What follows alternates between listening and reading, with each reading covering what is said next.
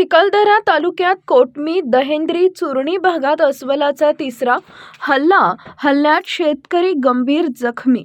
मेळघाटमध्ये चिखलदरा तालुक्यात सातत्याने जंगली प्राण्यांचे हल्ले शेतकऱ्यांवर सुरू असून काल दिनांक रोजी युवा शेतकरी शेतात काम करत असताना पुन्हा कोटमी येथील बलराम विश्राम राज्यकर वय वर्ष 27 या शेतकऱ्यावर अचानक अस्वलानं हल्ला चढवला। दुपारी 2 वाजता ही घटना घडली। मादी अस्वलासोबत तिचे 2 पिल्ले असल्याचंही शेतकऱ्यांनी सांगितलं आहे। हा हल्ला इतका भयानक होता की शेतकऱ्यांच्या चेहऱ्यावर व अंगावर धारदार नखाने दातांनी या अस्वलानं चावा घेतला।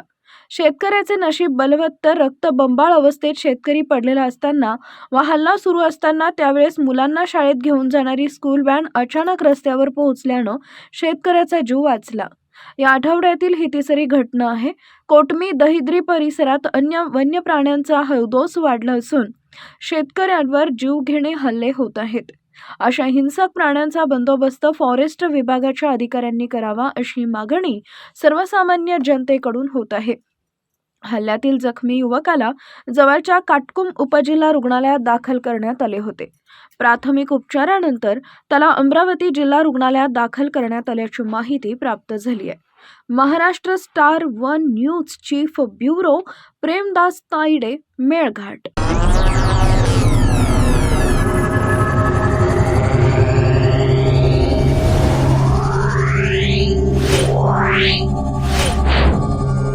Yeah.